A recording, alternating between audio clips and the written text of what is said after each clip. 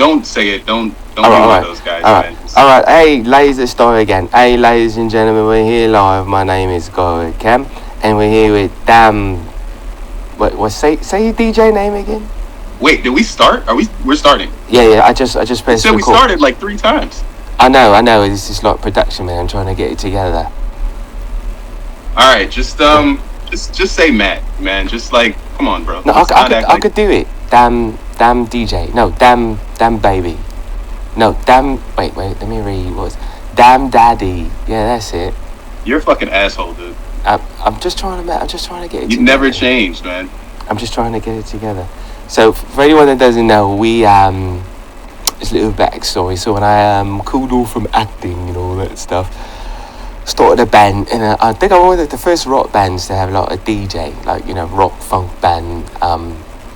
And I started with Matt and DJ Damn Daddy, and yeah, that's it. So today I figured that one of the first things is if we could get you spin a little and talk about our influences, which one of our influences is, of course, is the Purple Badness, Prince himself, So what was your first Prince song that really say, oh, what is this, man? Yeah, I was trying to figure that out just yesterday, actually. I don't know, dude. I remember I got the Graffiti Bridge album first. I was probably about like 17, and just me saying the name of that album, the first thing that came to mind was Elephants and Flowers. So it was probably between Elephants and Flowers and The Question of You. Those are some solid tracks. That's interesting. I see where you're going with it. Yeah, I never asked you, man. What about you? I was watching MTV, and they were like doing this like a retro thing, and they played, I think it was either Controversy or Purple Rain or Red Corvette. It was one of the three. I can't even remember because I was so little, but it was amazing. And I was like, what is this? This is different. I don't know how I feel about this, man. It's not the same thing I got when I watched Michael Jackson. Yeah, I get it. I saw what it is. You know what I mean? It was like, this is Kool-Aid with tons of sugar. But Prince was like, wait a minute.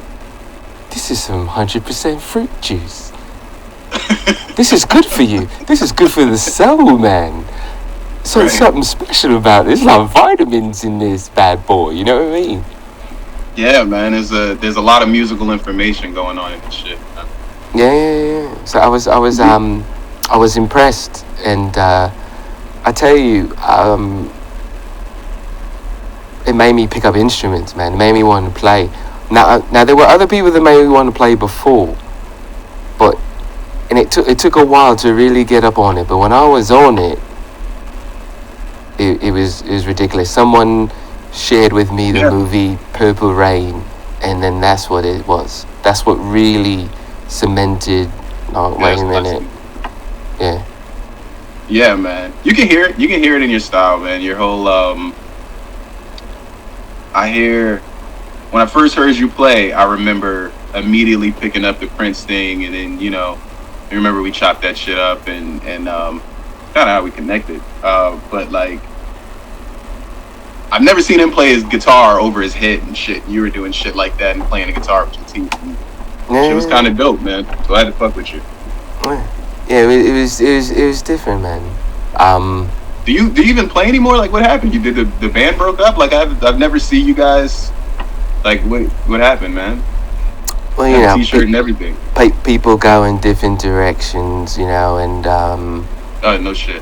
Yeah, and then you can say that again. Depression, alcohol, drugs, all that, all that good stuff, and but really, it's interesting. Now? All that came after the band. Was it usually in like those documentaries? Is usually drugs broke things up, or women, or money. No, it's just people started to go for themselves, man. Everybody went, they focus on I. There's no I in team, but there is an I in Whitcam. There is an I in Whitcam. Yeah, Yeah, it's kind of funny to hear you say there's no I in team. They used to say the exact opposite thing before performances. Man. If I remember correctly, you used to come out there and have everybody say your name, and we all had to like hold up the fucking like the church fan thing that you made us with your face on it, and say, "I am Guy. We are Guy. Guy is the greatest. Let's not fuck up Guy's money." That was it, right?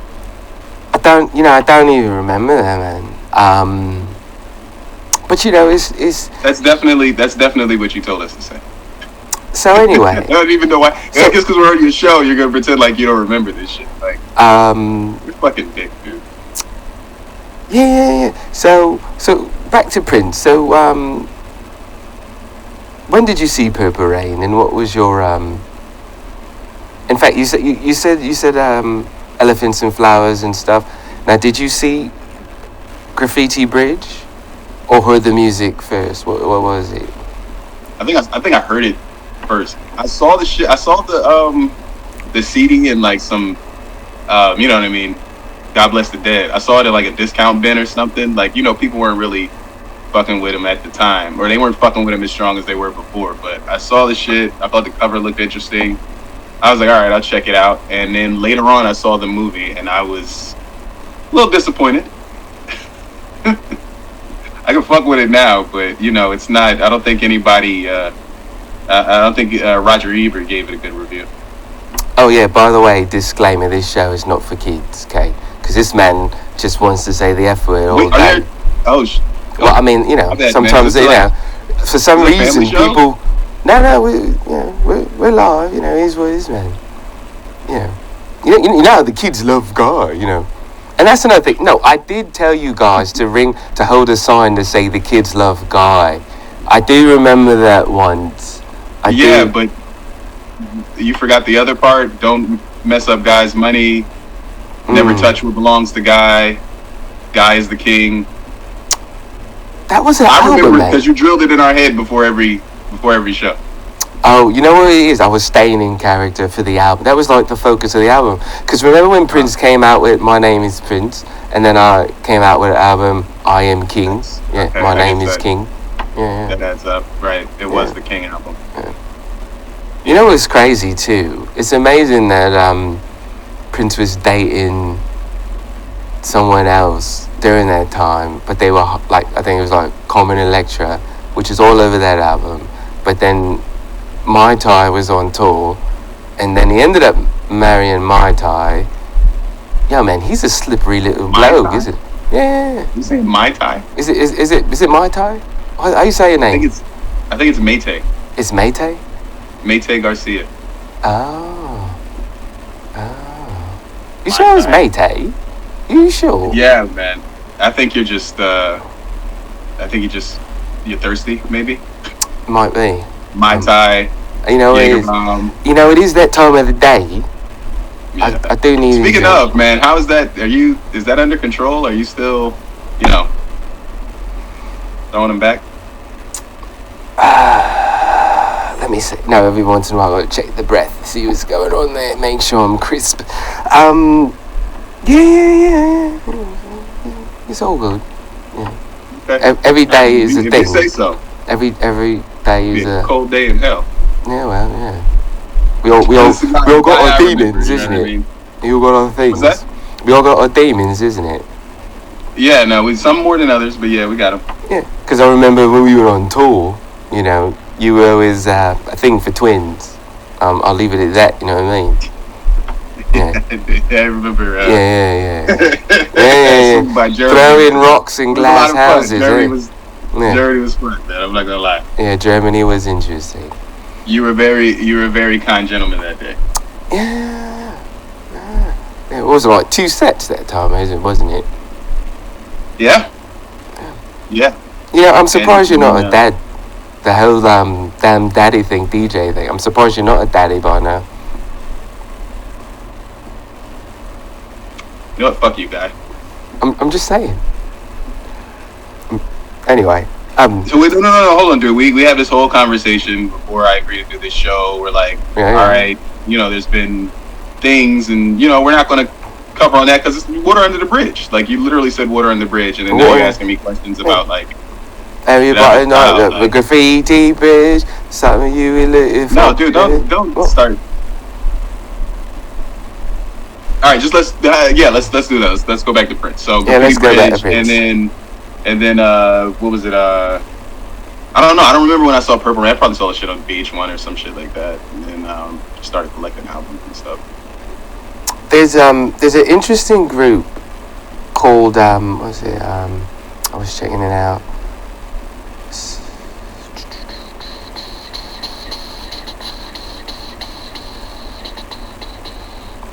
I'm gonna see if I can look it on the computer. Okay. Let's see. I can't remember the name of it. Oh yeah, the Violet Reality, and they were going through like Prince albums and all the different things that were going on.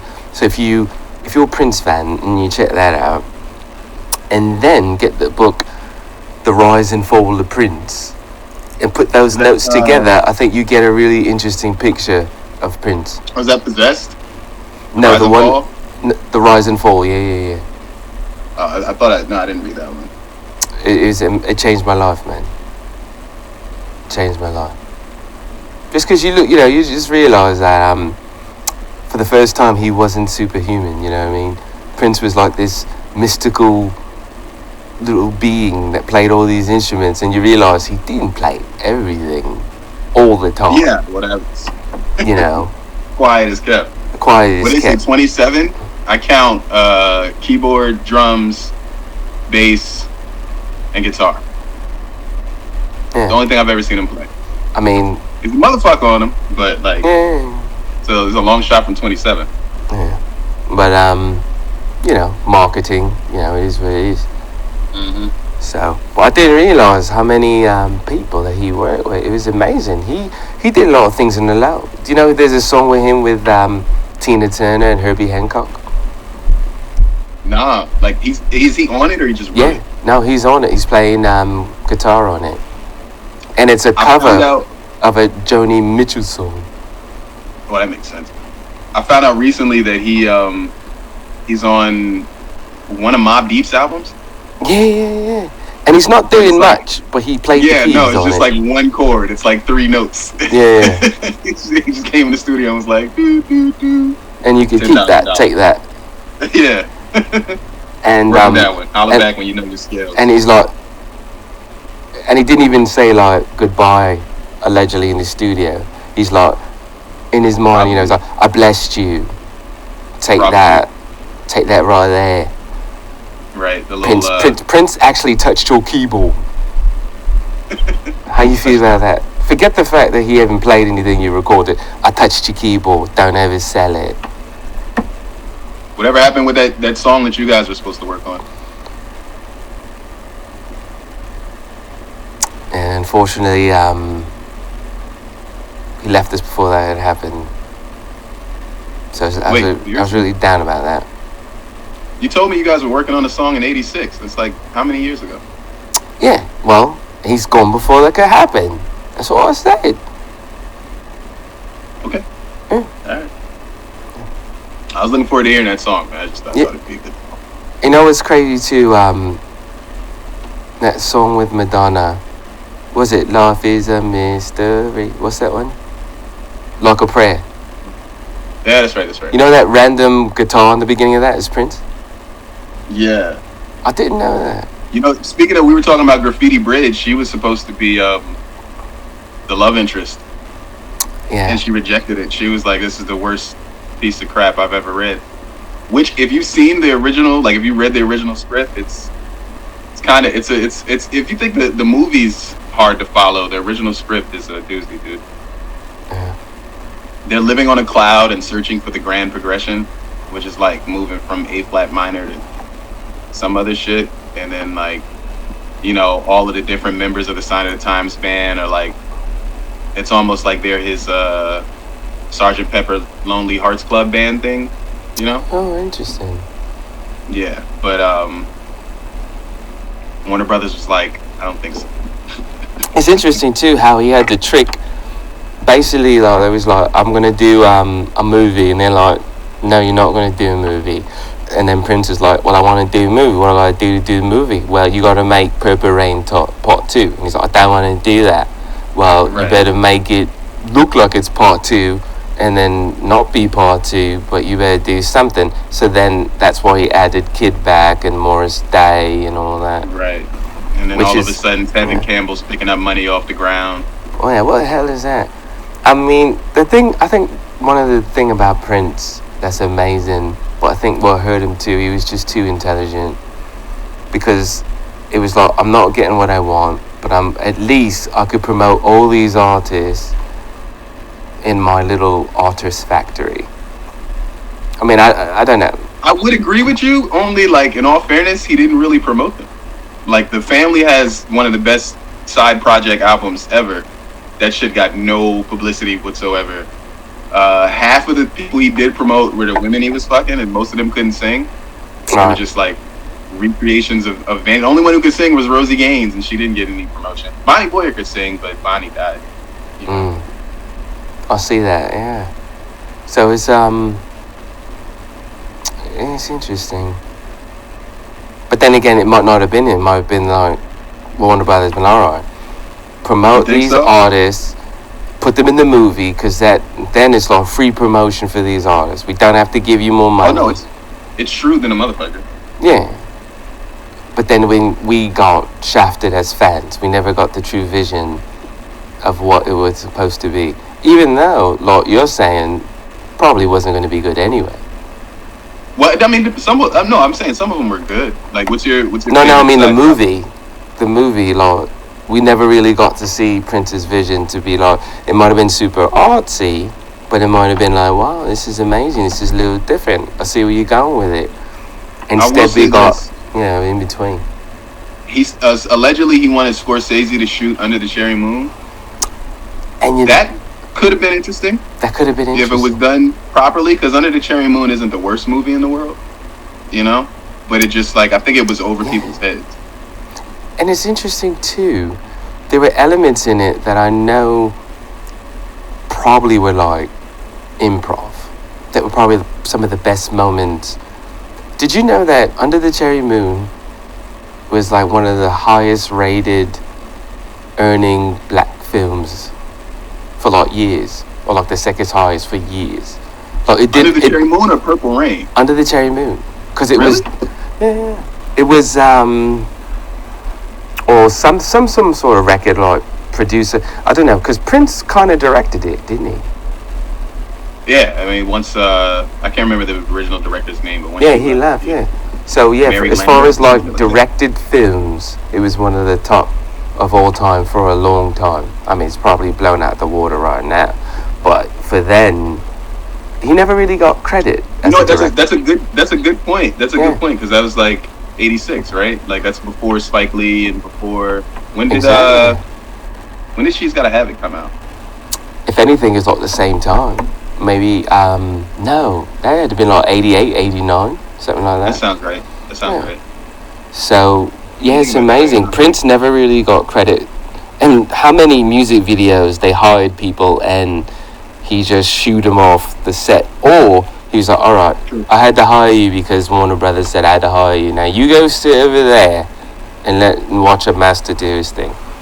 And I'll give you the credit and you get your paycheck, but I'm doing what I want to do. How about that? How about that? You know. Well, what's your favorite side project, if you have one?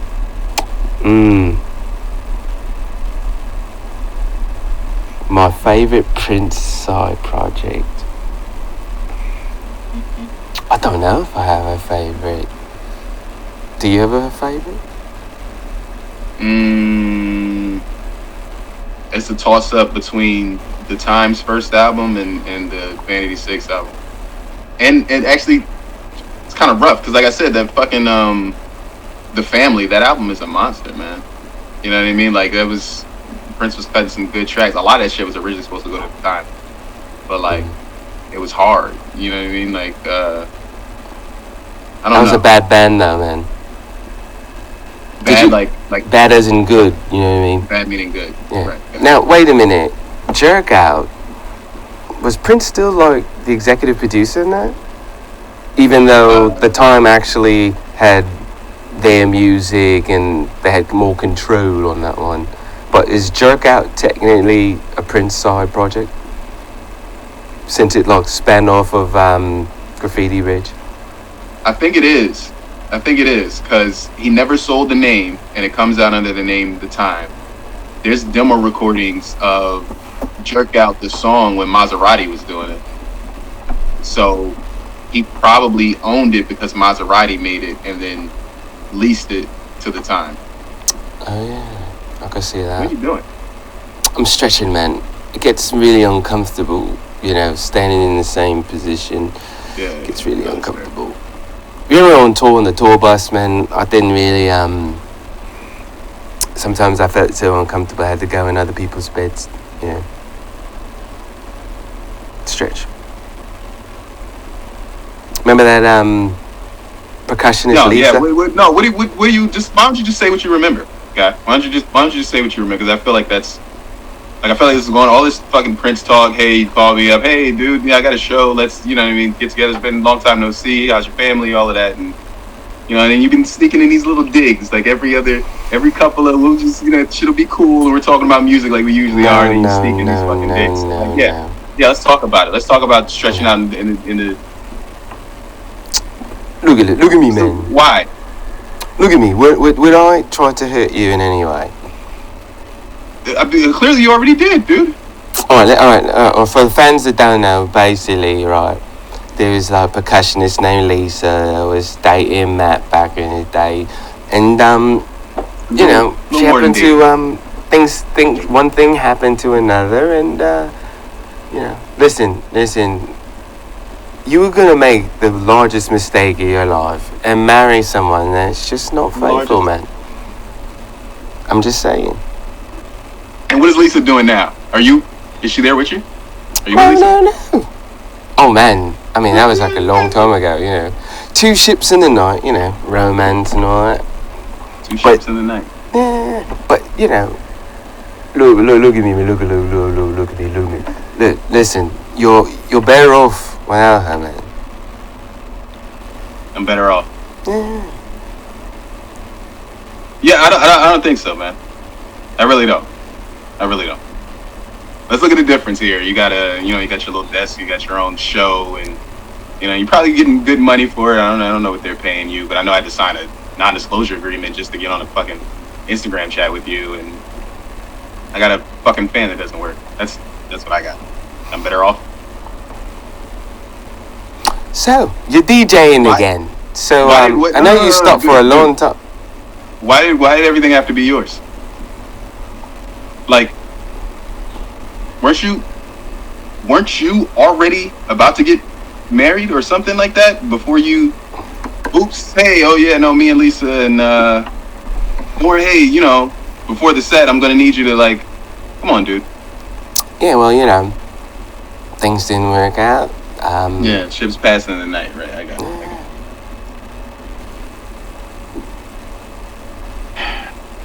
So back to Jerk Out. I love that song. What's it called? Donald Trump black version, which is interesting. It's just interesting. You play it today, it's like, oh, really? Yeah.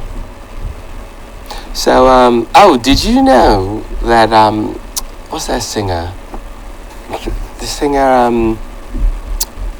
singer that played keyboard on Prince's first album. I forgot her name. I think it's the one Gail Chapman. What's her name? That was her live. You thinking about Patrice Rushen? I believe so. Right, and she also performed when Prince did SNL Electric Chair. She was there. She was playing when they did Bat Dance. She performed live with him. Did? Yeah, but she did some keyboard. What is it? Yeah, falling asleep there. Keyboard things on there. That was interesting. But Prince made such an impact in the industry for so many people. I think it's really time to take a really good look back at all that he's done, and I don't think anyone out there should ever forget his contribution to pop music. Yeah. If you listen to George Michael, Faith album, they definitely borrowed a lot from Jack and Arrow Sound. Yeah, pop synths and stuff. Who did Oh Sheila?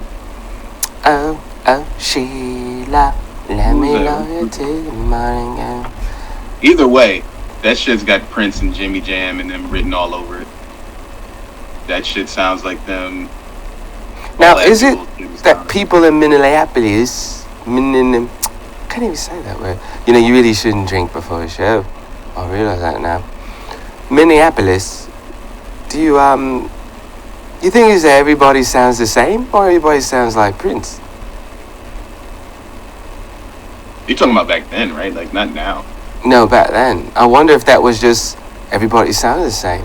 I mean, we contribute all to Prince, but... Well, I mean, we call it the Minneapolis sound because it was introduced to people in, like, 3 different groups. Excuse me. But the music we heard was all... It was all one man in the studio, at that time, at least. I could dig it. I'm falling off my chair. Sorry about that. Feel a little, it's starting to kick in, the cognac. Mm-hmm. Yeah, it's starting to kick in. I feel it. Yeah. You got a problem, man. You should really seek help. Yeah. Like, so, you know, I get it. No, dude, no. Let's just talk straight here. The whole commercial, share the cereal. I get it. It was a big deal. This was a long time ago, guy. It's a long time ago, and you're still trying to ride on this wave. You know, the whole share the love thing, and then I had a band. Look at me. Oh. Yeah, it's like Does anybody even watch the show? It's like what's that show on VH1? Remember Flavor of Love? No, the one where people were famous and they come back again. It's kind of like that. Nostalgia, man. People love nostalgia, man. People love to look back and be like, oh yeah, Star Wars 28. Oh yeah, we need to make 50 more versions. Oh yeah, Raiders of the Lost Ark. You know, Indiana Jones all over again. No idea. I've never even watched. Dude, I don't even like who watches these shows. You've never seen Star Wars? You never seen Indiana Jones? I've seen Star Wars. Never saw the Indiana Jones movies? Star Wars in India.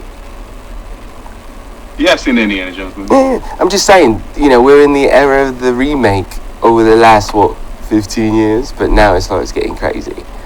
You know, now it's like... Oh, so this is the new spin on this share your cereal? It's like share your... Yeah, share my me. Like share my me. Share my Guy Whitcam. Yeah. Share the king. Share my Guy Whitcam. Yeah. The Guy Whitcam Show, you know. The Guy Whitcam Show. So, in future shows, are you going to DJ? What? Say that again? Are you going to DJ? I mean, I could, you know... Yeah, sure. Let me see what I can find here. So, ladies and gentlemen, what we're going to do is we're going to do shows where we're going to talk. We're going to break down songs. We're going to break down live pop culture and, you know, hopefully throw a couple twins in there, you know what I mean?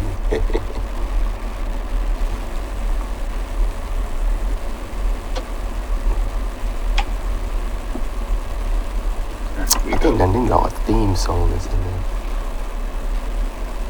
Yeah. Ready or not, here it comes.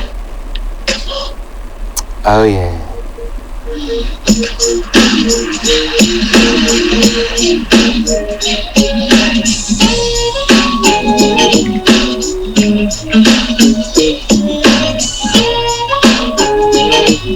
Hey.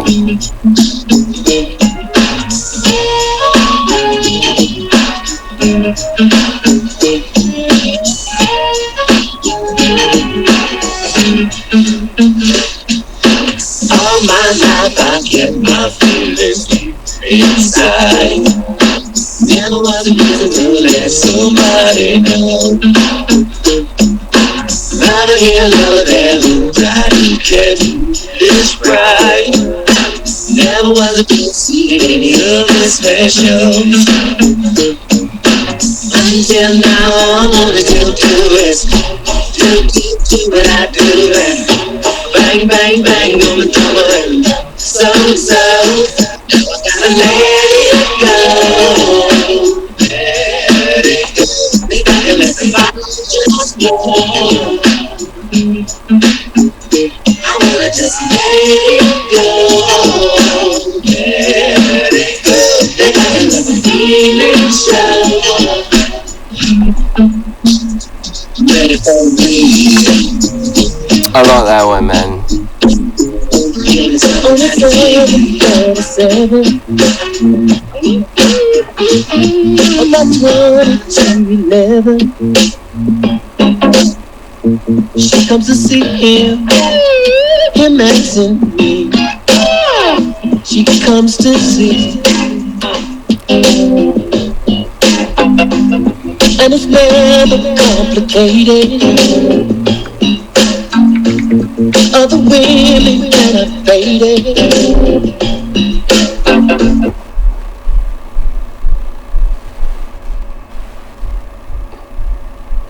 Alright, I think that's it.